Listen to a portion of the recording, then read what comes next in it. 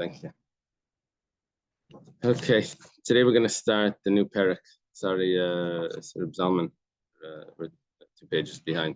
And Daf Lamed Beis, Echadinim Mamnas. We thank Hashem that we're able to learn Torah every day.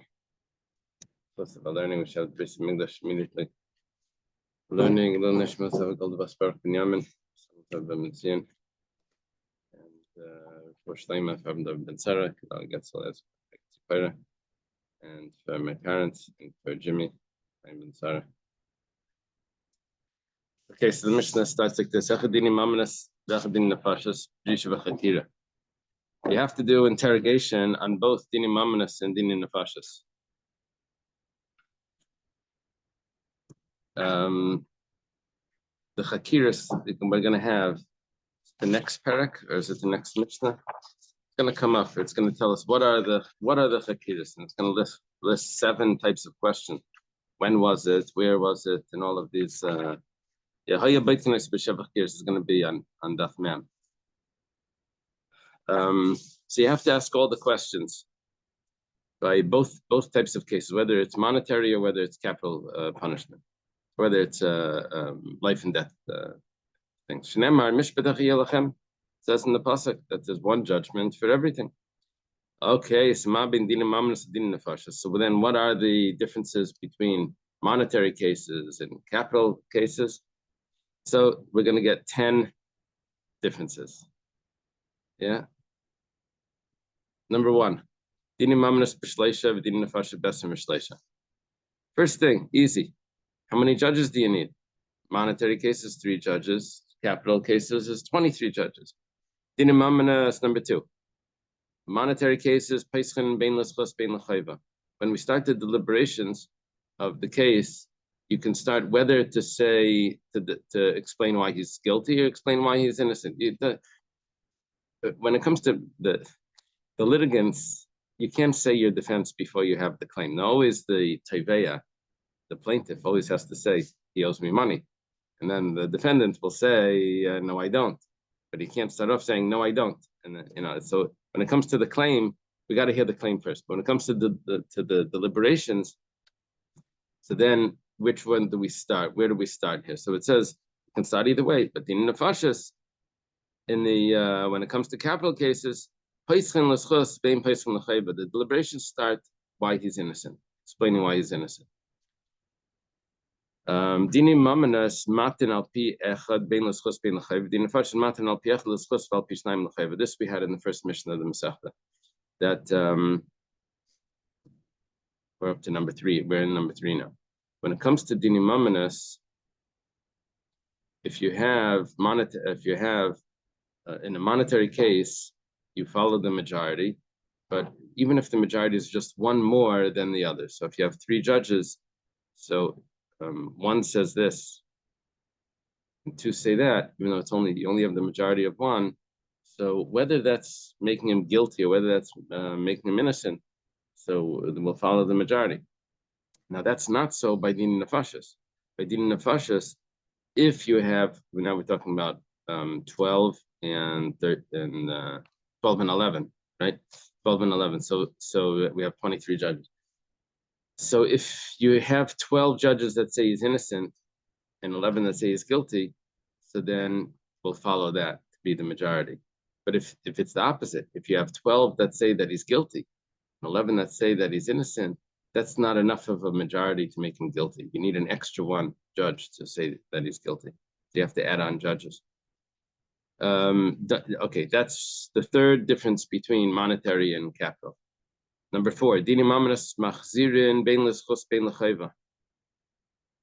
Machzirin means that if they realize that they made a mistake in the judgment, they'll call the case back and they'll retry the case, whether it's to make him innocent or to make him guilty. That's by monetary cases. Dinim nefashos.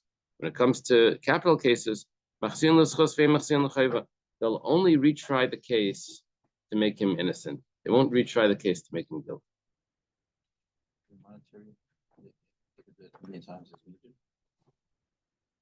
We'll see in the Gemara that it's not so simple. There's sometimes the judge has to pay. that means that you don't retry the case, right?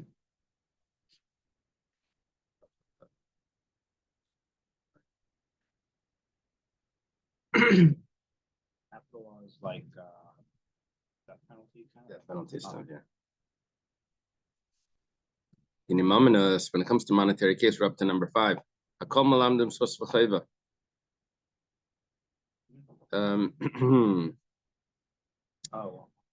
Anyone, even the students that are sitting in there was like rows of students in front of the judges.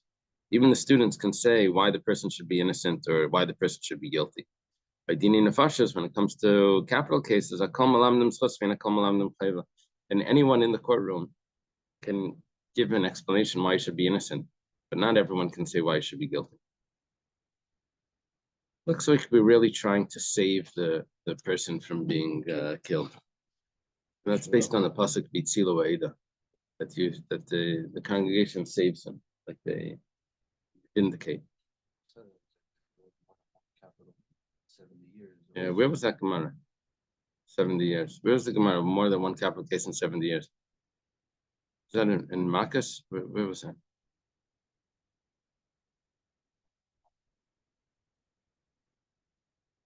Okay. The same judge in the deliberations when it comes to monetary cases, if he has a rationale to say why he's guilty, he can then change his rationale and say and express to everyone why he thinks he's innocent. And the same is the opposite. If he says that why he's innocent, he can then say his rationale why he's guilty. He can only go one way. If you explained why he's innocent, you can't now explain why he's guilty. If you explain why he's guilty, you can change to explain why he's innocent. Now, to point out that Rashi says, Shas Gemar Din. You look in the Rashi, you go down Svarahu, but when you go down a few lines, it says, you're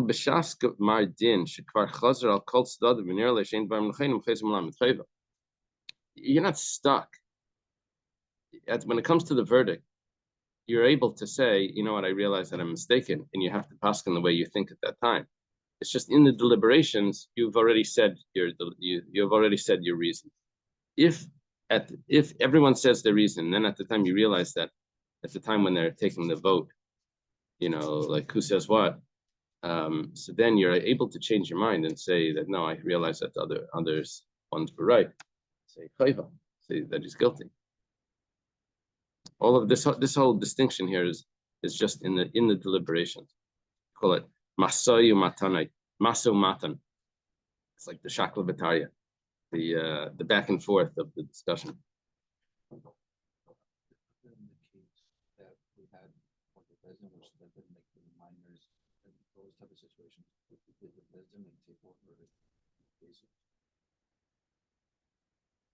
I don't remember if we said that at all. We said special cases where the Bezdin would give an excuse or something. Yeah. We said about capital punishment that the Bezdin would give an excuse, right? Bezdin would make a taina for a capital case. Would they do that? But we said something, an alibi, to make him innocent. Yeah. This is very innocent. All right. Well, officially today we have innocent until proven guilty. That's officially. That's what they say. Right. It's not really what happened. The opposite. This is really innocent. Here, when the state gets your case, your guilt is proven. That's not good. Okay.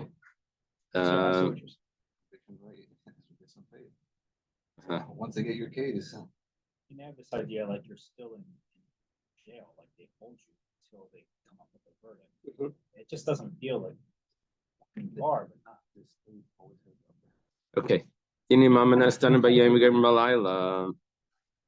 When it comes to monetary cases, you always start the case by day. You don't start the case by night. You start the case by day. But if it continues into the evening with the discussions, you can finish the case at night. You have to finish it by day as well. But when it comes to monetary cases, you finish it by day, whether it's it's not a contradiction. It means on the same day. We just said that you can finish it by night. Now we're saying that you don't have to wait a day. You don't have to sleep on it. Whether it's for the merit, whether it's making guilty. When it comes to capital cases, you have to wait one day before you give the verdict if the verdict is going to be guilty. Therefore, ain't done in Leiber of Shabbos, Leiber of Yom Tov. You can't make a case on Friday or on Erev Yom Tov because the verdict is going to be tomorrow, and you can't carry out the punishment tomorrow on Shabbos. You can't carry out the punishment on Shabbos. You're not allowed to. The Bezdin can't kill someone on Shabbos. You have to wait one day to do the So if they're gonna hear the case on Friday, and the verdict's gonna be on Shabbos. This is number 9. Hatmeis v'atayris, whether it's monetary cases or when it comes to interesting. On the side it says that some take the word mamanis out. Hatmeis v'ataris, when it comes to purity or impurity, maschilim and agadol, one that says his understanding is the greatest of the court. He starts first. B'din nefashos, maschilim and atzad. By din nefashos, you start on the side. Now the side means it doesn't say which side, but the gadol would sit in the center. So either side, I guess. Start from one of the sides.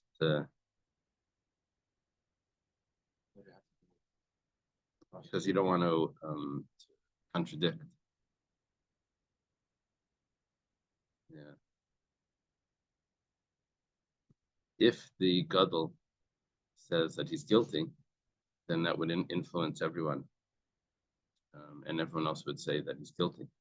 So we don't want to do that. So we want to give them a chance. We start on the side. What happens when they get to the gadol, and then they have to go to the other side?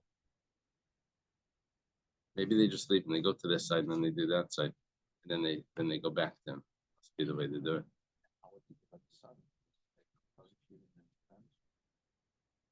No, each judge would say his opinion if he thinks he's guilty or not. He didn't have a job. Yeah, the lawyers can have jobs that they what they want the verdict to be. The judges, we don't know what's going to happen. We're talking about the side. 23 judges.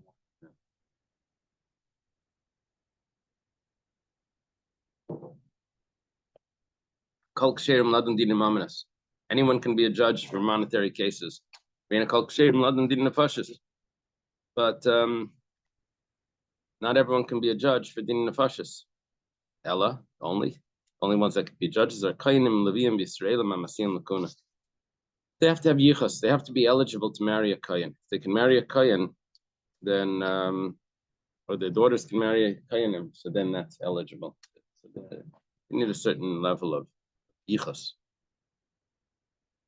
Okay, can't be a mamzer. The Gemara says, what are you telling me? Started the Mishnah saying that you have to ask all these questions. What happens when you ask these questions?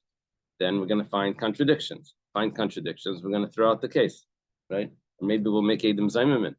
So how could you say this? You were with us, right? The problem is, Raminu. We have a contradiction. Starts as Manikasa Bechad Menisin B'Shmita. We'll have to see why it says Shmita. Why do you have to choose that case? But if there was a document that the date in the document was the first day of Nisan, oh, look at this. Your bar mitzvah, my son.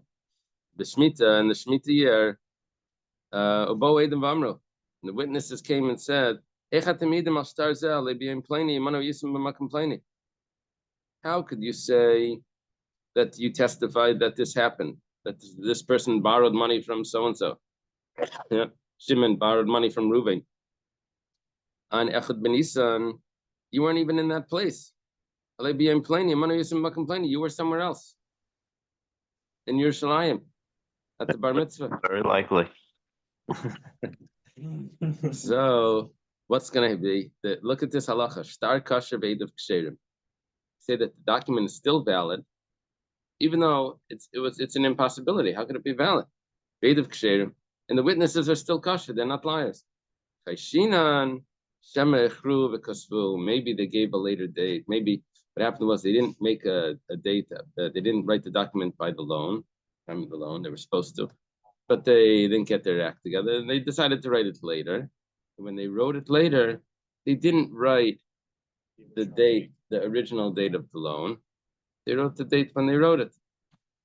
And what happens now? If the lender agrees that the lien on the loan will start later, so then that's even if they write a later date if the loan was actually given. But here, let's say that it wasn't written as a post-dated, wasn't post-dated. They actually got their act together later and they wrote it. Now, what place did they write it? What was the location when they wrote it? Did they write where the loan was given? Or did they write where they are right now? So officially, you're supposed to write where you are right now. Remember in Gittin, we had this thing. It says, Behigi, Higi, Behini, Hini. If you're in this city, you write, you're in this city. If you're in that city, you write, you're in that city. You write where you are at that time. You know, you're filling out forms, and they'd say the address and things. But it's not always so clear what they want, especially if you're filling out for someone else, for your son or something. Like, whose name do you want? Whose email? Whose address? Oh, yeah. They say, so which one do you want here? So, yeah. But if one disagrees and there's some kind of conflict, So here, we're gonna have to go back on the date that was actually written in the star. so what's happening, right? You would have use the date in the star, but It what's seems the like location? The issue here was the date and the location. How could you have signed this document? You were with us on that date somewhere else. So the answer is that they happened to write the date that they wrote it in the location of where it took place before. Oh, wow. So Oh, b'diavad, wow, that's yeah. acceptable. They weren't supposed to do that, but b'diavad, that's It's acceptable. like, oh, this date, we weren't even there. They weren't even there, but then the explanation is because they wrote it at a later date, and they decided to write the location of where the event took place. We had that in Baba Basra, right? We had it. Yeah, I don't remember. It could be. In the Rashi quotes it from Gittin, Daf Pei. Rashi quotes the Gemara that says, "Ki asvisu behini, ksuva behini." Afagav de Mimsar Mechumili Beshili. Those are two cities.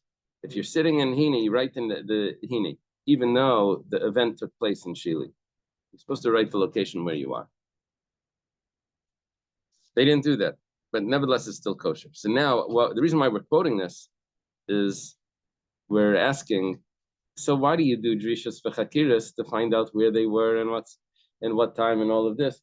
If a document shows up that says that the date was a different date, we say it's kosher anyway.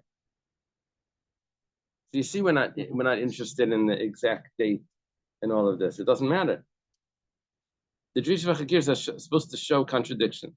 But we're saying even when you have the contradiction, you still say it's kosher. There's no problem when the lender agrees.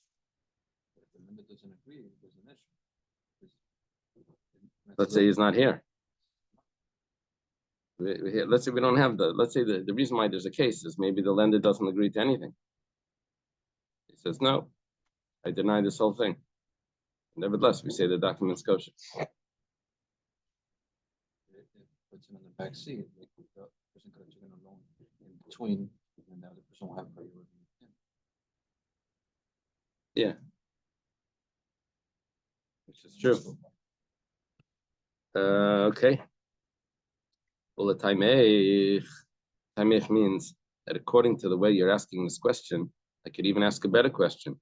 Why are you quoting a brisa to ask this question, to say, why do you need to do drishas v'chakiras to say that we're going to do this interrogation to find out all these details? You don't even care about the details. I have a Mishnah that says even more than this. Predated debt documents, psulim, but post-dated are kosher. You see, even post-dated document. So why the whole drishas v'chakiris, all of those chakiris are about the location and the time. It's kosher anyway, even if you got the time wrong. So, and that's a Mishnah. Why are you asking from a brayso? We have a Mishnah. And if it would enter your mind to say that you need to do these interrogations, so why would post-dated documents be kosher? Now, the explanation which you've learned before, predated documents are not valid because that would mean that the lender can now confiscate property that there was really no lien on. In other words, let's say Shimon was the one that borrowed the money. Shimon had property that he sold to Yehuda. Then he borrows the money from Reuven. Now, if the document of the promissory note was predated, he can go to Yehuda and confiscate the property, and which is not correct because when Shimon borrowed the money, he didn't. There was no lien on that property. He had already sold it by the time he borrowed. So a predated document would not be good. A post-dated document would be kosher. It's possible that he's losing out by post-dating, but nevertheless, that's acceptable. Question is, if we need drishas for chakiris, so why is it acceptable? So it's interesting. It's not why is it acceptable. It's what's the point of drishas for chakiris if you don't use that information to say that it's invalid? So the Gemara says, "Halei kasha." That's not a question. Why did you use a brisa? And why you could have asked from a Mishnah? That's not a problem. The brisa has a certain chiddush that we wanted to see. That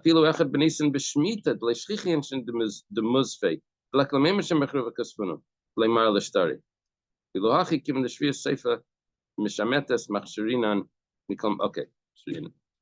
We have a chiddush over here in the brisa. And the chiddush of the brisa, where's that pencil? The chiddush of the brisa is the date. It said that it's the 1st of Nisan in Shemitah. Now, people would not want to lend money, or that the document should say that they lent money by the Shemitah. Because once the Shemitah passes, it's a discussion if it's the beginning of Shemitah, the end of Shemitah. But once the Shemitah passes, the loan is off. So when you said it's Bechen B'Nisan, in the Shemitah year, basically you're only giving 6 months to that loan, and then it's going to disappear. So nevertheless, we're still saying that we suspect that maybe that this was written later. Shemitah begins Rosh Hashanah. Yeah, but it begins Rosh Hashanah and it ends the last day of Elul. So he has from Nisan till Elul.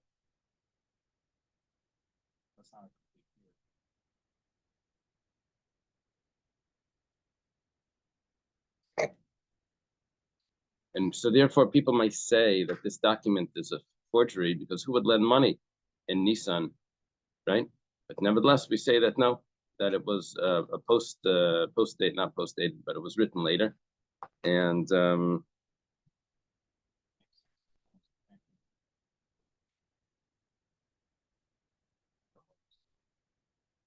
well, okay. And nevertheless, we say that it's going to be that it's considered that it's a kosher document. We don't say that it's a forged document. Okay, so I don't get this. Wasn't the foosball was already in existence? Yeah, but for that you need to come on to those leniencies. Oh, but there's a principle. Oh, but there's but you're setting it up with complications. So you right away, when you see a document like this, right away you ask a question: why? Well, what's going on over here? Why is he lending money at this time? He's about to lose all his money. You say, oh, there's a principle. Okay, so you'll have to come up with that teretz. But we're saying that even though we have a problem with the document anyway, because the people weren't even there, So maybe we could say that, yeah, this is actually not a kosher document. We have a question on it. The people weren't there. We'll say, no, it's a kosher document. It just happened to be what was written later. Because of that chiddush, that's why we asked from there. Now, the Gemara says, Mikol Makom Kasha. I don't care where you ask from, but you still have a question. What are you doing with Rishus v'Chakiris? You made up this big deal. You so why are you asking from there? Why don't you ask from a Mishnah? And say, well, okay, fine. We asked for here because we have a reason. But nevertheless, what's the answer? So, Siman Charpesh. The answers are going to come from these four sages. And each one of these sages, their name has one of these letters. Starts with Amar Reb Chanina. Reb Chanina gives the first answer. According to the Torah, really, you're supposed to do these questioning. Why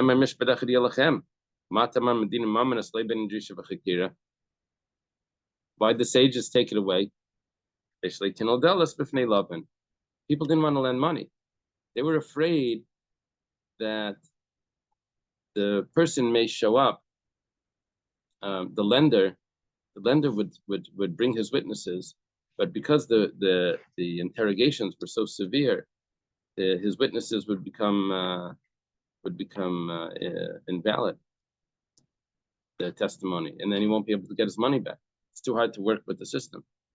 So they said, okay, when we're lending money, we don't do drishas. You bring in your witnesses, we're going to trust you, and you're going to be able to collect your money back. No, drishas, this means interrogations. Drishas v'chakiris. So is this a brisa, what we just read? This is Reb Chanina, who is a student of Rebbe. So it's that says no.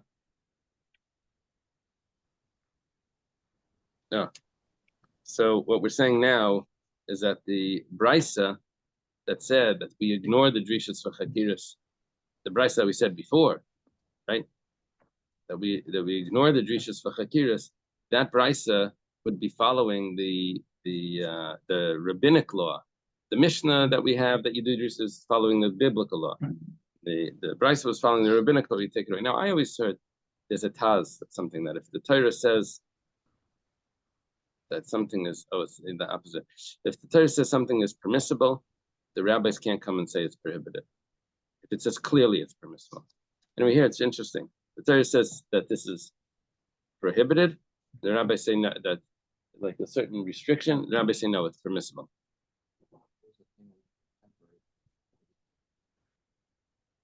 It's a temporary thing. Hirasha.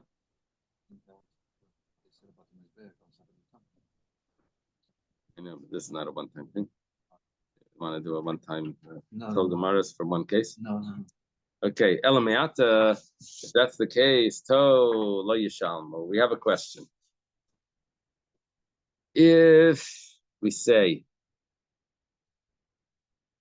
that the drishas v'chakiras are not, we don't do drishas v'chakiras, right? If they make a mistake now in the court, so the Bezdin has to pay. If the Bezdin makes a mistake, they have to pay the one that they made, that they took money from. If they made someone lose money and it wasn't correct.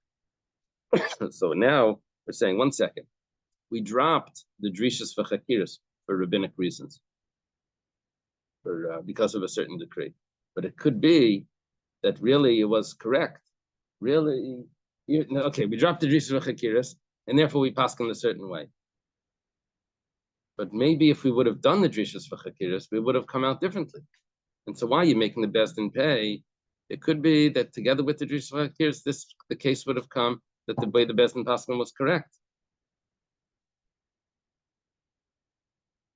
It wouldn't have been considered a mistake. Notice we're not getting all the information. When it says Kolshkein Shleitin Dalas B'fnei Lavin, that would be a real problem. If we're going to say that without even verifying what's going on over here, we're going to say that, well, maybe the Bezdin would have been correct had they done this interrogation. So therefore, the Bezdin doesn't have to step in and pay what they caused the loss. Then for sure, people aren't going to lend. So the Bezdin has no responsibility.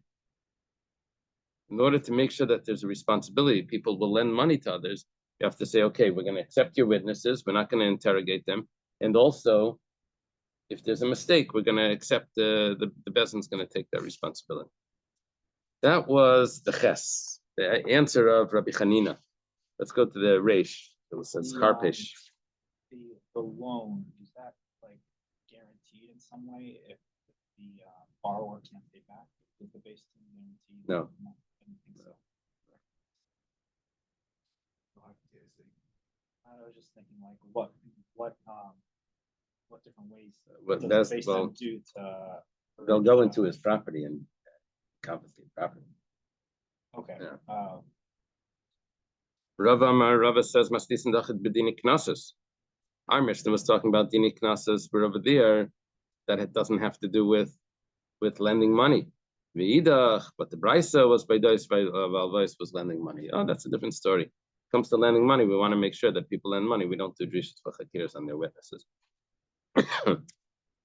Sort of like the Good Samaritan laws. You lend money, but you get somehow we let it pass without. You want to collect your money.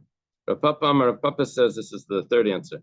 Both of them are talking about lending money. One of them we do drishas v'chakiras, one of them we don't. It depends what it looks like. If the Bezdin recognizes that there's some sort of fraud, something is going on here, so then they'll do drishas v'chakiras. If everything looks obvious, looks simple, then they were not going to do the interrogation. Why should they interrogate these people? Well, okay. The Rish Lakish, just like Rish Lakish taught. The Rish Lakish Rami, Rish Lakish has the contradiction. One pasuk it says, with justice. How do they translate tzedek? Justice or righteousness? With righteousness. You you judge your nation, right? Ksiv, what do they say there? Your fellow. Ksiv, and it also says tzedek tzedek tirda. You should run after justice, righteousness. You should pursue. Okay, so in 1 second. One says twice and one says once. Which one? Do you have to be very, very righteous or only regular righteous? So it's a ketzad. How does this work? It depends. If it's a case where you see this fraud, then you go one way, and if you see that if there's no fraud, then you can do it regular.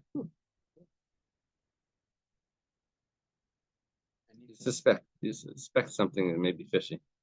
Any concern with the litigants when they see this? What do you mean?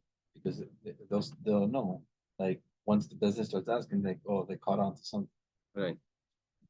I think, and we have in Ireland, in American law, I think if there's fraud, then it gets judged differently. If there's any criminal activity, it goes under like a different category, and they have to work with it differently. If it's just like some dispute, then it gets judged by. No, is there something like that? But if it's criminal, it goes to their system. If it's like between just regular parties, it's civil. Uh-huh. You know, this pasuk tzedek tirdov. Elsewhere, it's darshan to mean you have a right to an expert judge, which is funny because that's going exactly the opposite direction that this whole Mishnah or whatever is going, which is making things easier so that you shouldn't have to get an expert, a mumka, so that you will lend money. Right. But that was in the earlier answers where we said, that was in Rabbi Hanina's answer, where we made this rabbinic law. Now we're saying, I don't know if each answer is agreeing to the other answer. Now we're in the Din Meruma. This is Rav Papa. Both of them are lending money. And if they see there's something fishy. Okay, Ravashi says, Mastisim Kiddushanina. The way we're going to answer the Mishnah is the way we answered the Mishnah, which is that there's a difference between biblical and rabbinic law. And Kroi, you were worried about the pasuk. Or he's not going into, Ravashi's not going into what the answer is. You can answer like Rabbi Hanini, you can answer like Rava, you can answer like Rav Papa. But the Sukkim, I can tell you differently. Kroi echad ladin v'echad l'pshara. You have two options. You could do actual law and you can do pshara. Kidditanya was started in the Brisa. So take a look at this. Tzedek, tzedek, tirda. Justice, justice, you should pursue. A righteousness, righteousness, you should pursue.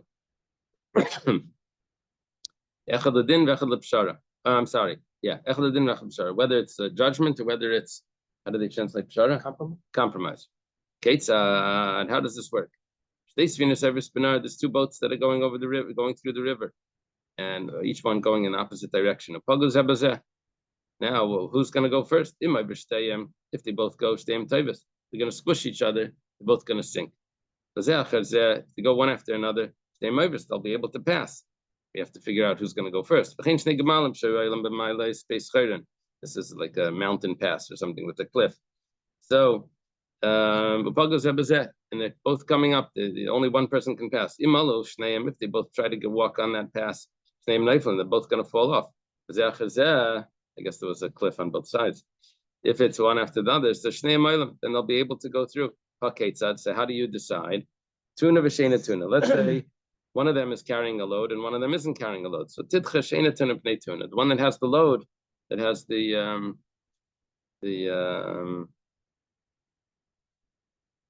cargo, so that goes first. If one is coming from a faraway city, needs to get to their location quicker. It's already been traveling for a while.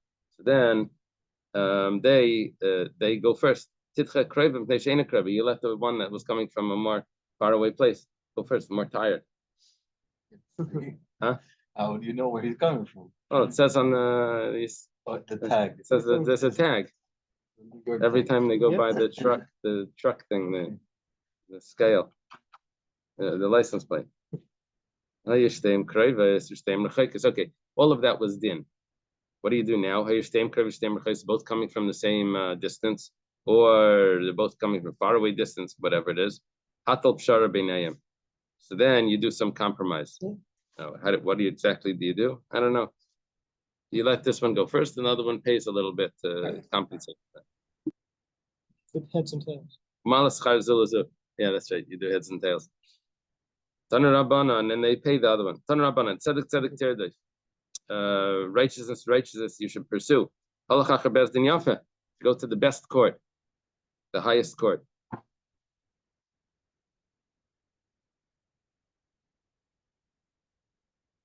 I thought we said that you're supposed to have a court in every city. If the halacha is that you don't use the court in your city because tzedek tirda, then what's the point of having a court in every city when you're not supposed to use them?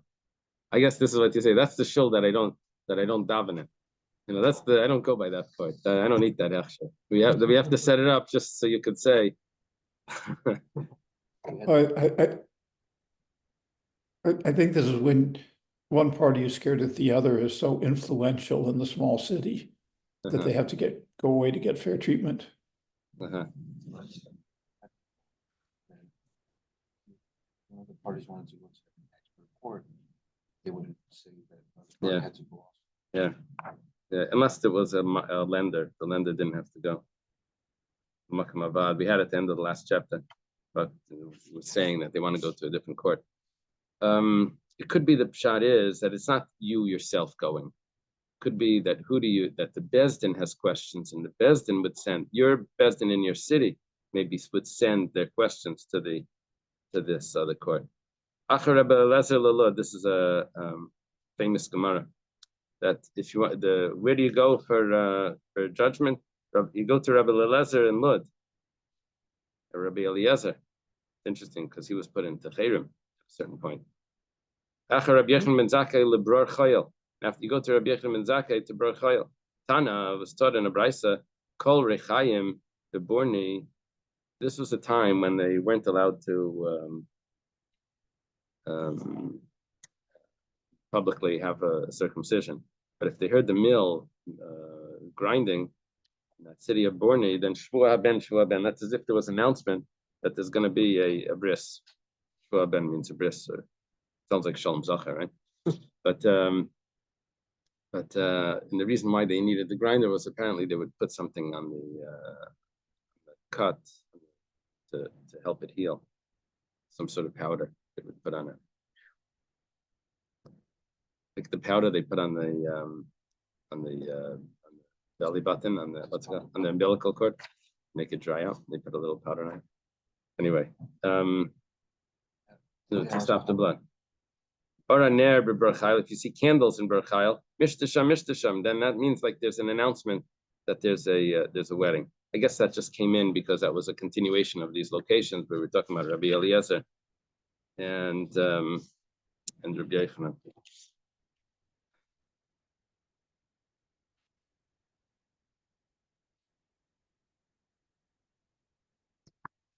Okay. What's the next case? Tan Rabbanan. Start in the Bryce. Tzedek Tirdei. If you should pursue justice, you should go after the sages, which is the Beis Havad, which we learned last time. Wherever they are, that's where you should get your cases judged. Achar Rabbi Eliezer Lelud. You go to Rabbi Eliezer to Lud. Achar Rabbi Yechon ben Zakla Berchayil. You go to Rabbi Yechon ben Zakla Berchayil. Achar Rabbi Shua Lepekian. Go to Rabbi Shua and Pekian. This is all basically the same generation. But why does Rabbi Eliezer get mentioned first before Rabbi Yochanan ben Zakkai? Rabbi Yochanan ben Zakkai is the teacher. Rabbi Eliezer is just a student. Acharam Gamliel Yavna. You go to Rabbi Yavna for Rabbi Gamliel. Achar Rabbi Akiva lebnei Brak. You go Rabbi Akiva was in Bnei Brak. So once Maisa that they were Mesubin bnei Brak and Haggadah. Achar Rabbi Masniel l'Reimi.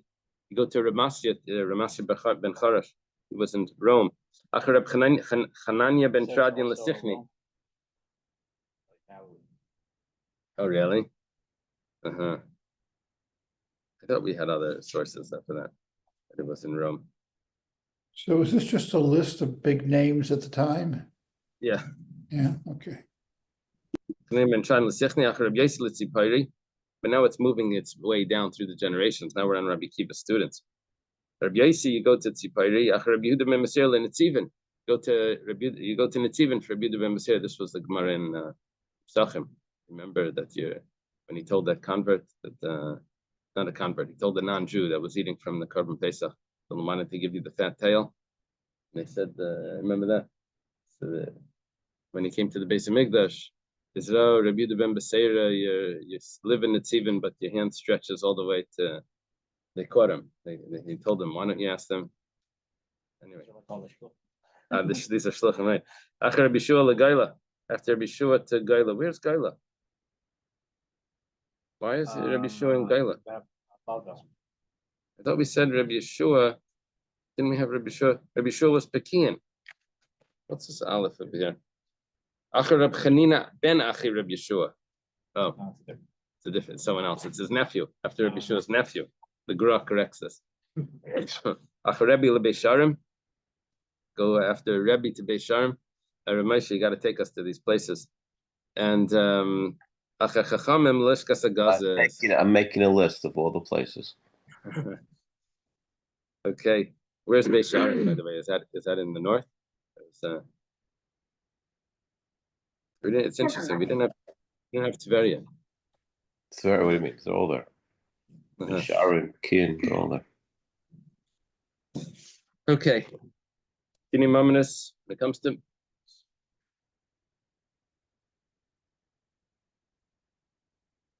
let's send another 5 minutes. In the moments Paischen, it says that monetary laws you start with saying either in the deliberations, either why he's innocent or why he's guilty. But when it comes to the capital punishment, you only start the deliberations with why he's innocent. What do you say to start that the deliberation should start with saying why he's innocent? Amar Rav Yehuda. Rav Yehuda says, what you do is you tell the witnesses, you say, how do we know that you're right?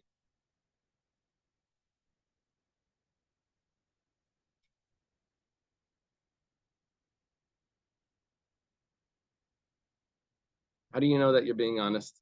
You put them on the defensive. Maybe you're lying. Ula says to Rav Yehuda, but then you're muzzling them. You're making them afraid to talk. When you put them now, all of a sudden, now they're on the defensive. So Gemara says, so he responds, so what? Be like Tanya, wasn't it on a Bryce of Shimon ben Eliezer? Masina said the Makal Makashay served Titan, the Achserbem. that they bring the witnesses from one place to another place so that they get tired out. They should admit. Where it says me dummy. How can you compare? Over there, they would get tired out and they would admit. But over here, you're actually muzzling them. You're pushing them away, but by saying that, how do you know you're right? Ula says differently. In this way, you say, we ask the other party, do you have witnesses that could turn those witnesses into Edom Zayman? Amalei Rabba says to Ula, what you're trying to get them killed? You're trying to make this person innocent, and at the same time, you're getting someone else killed. So, 1 second. That's not getting them killed. But Tanan, we have a Mishnah, the judgment isn't over. We just got started. They're not getting killed. They would only get killed if the verdict came out. This is what it means to say. What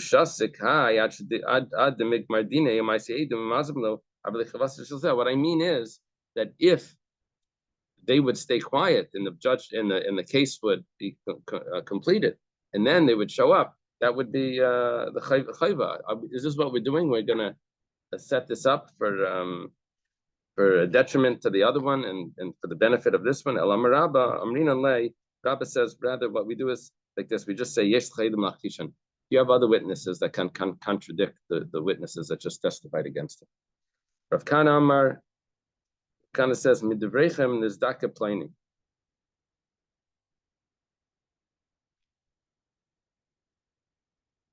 We say, after we hear the testimony,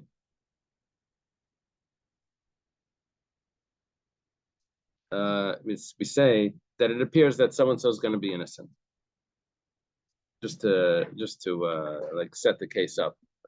Abaye and Rabbi will say, Eli Katlas Lay Tidchal. How do they translate that? Katlas.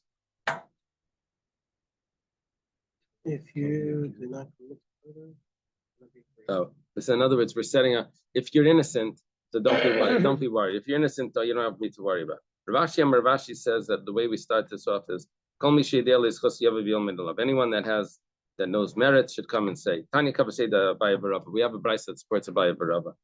Rebbe says in this brisa, Rebbe talks. He says,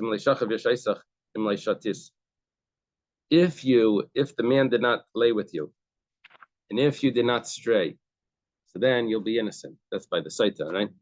It says Mikan. From here we say that we start when it comes to monetary cases, we start with merit, and that's what we saw. In Abai and Rava, they say that if you're innocent, you don't have to worry.